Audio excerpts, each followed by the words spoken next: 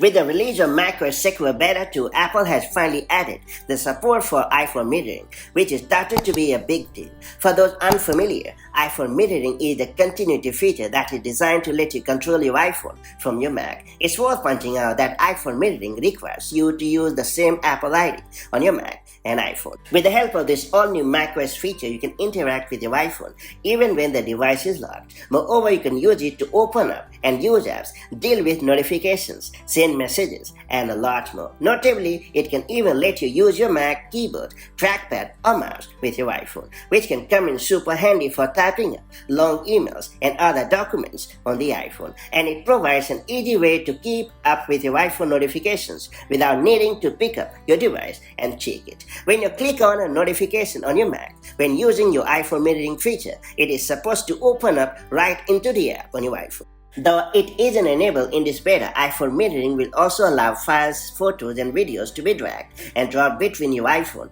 and Mac and vice versa. According to reports, Apple is set to launch the iPhone metering feature later this year. Sadly, it won't be available when macOS Sequoia first launches. Talking about the requirement, iPhone metering requires iOS 18 Beta 2 and macOS Sequoia Beta 2. Bear in mind that it supports only Macs with Apple Silicon chip or a T2 security chip. Before using this feature, ensure that Wi-Fi and Bluetooth are enabled on both the devices. Besides, your devices must have the two-factor authentication enabled. Also note that iPhone metering can't be used when Sidecar or AirPlay are activated. When your iPhone is near your Mac, the iPhone metering icon appears in the Mac's dock. Clicking on this very icon will let you activate and use this all-new macOS feature. Now give it a go and let me know your thoughts about it. I'll see you in the next video with more such handy macOS tips. Till then, stay safe and have a great time. Bye-bye.